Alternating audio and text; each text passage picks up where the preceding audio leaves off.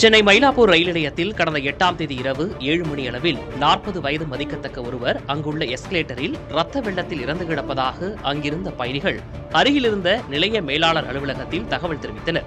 Railway அதிகாரிகள் மற்றும் காவல்துறையினர் சம்பவ இடத்துக்கு சென்று பார்த்தபோது முதல் தளத்திலிருந்து 2வது தளத்துக்கு செல்லும் நகரும் படிக்கட்டில் சடலம் கிடப்பது தெரியவந்தது.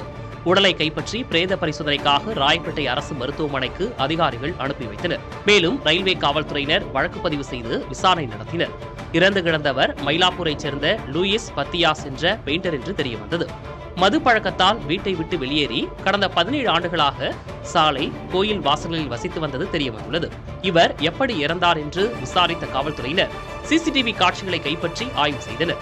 அப்போது மது போதையில் 2 பேருக்கு இடையே தகராறு ஏற்பட்டதும் அதில் லூயிஸை ஒருவர் கீழே தள்ளிவிட்டதும் அதில் நகரும் படிக்கட்டில் மேலிருந்து கீழே விழுந்த லூயிஸுக்கு தலையில் பலத்த காயம் ஏற்பட்டு சம்பவ இடத்திலேயே உயிரிழந்ததும் தெரியவந்தது.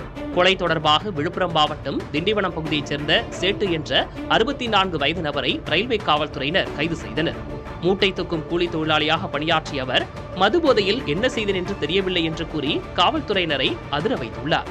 சேட்டுவை திருவான்மியூர் ரயில்வே காவல்துறையினர் நீதிமன்றத்தில் ஆஜர்படுத்தி சிறையில் அடைத்துள்ளனர்.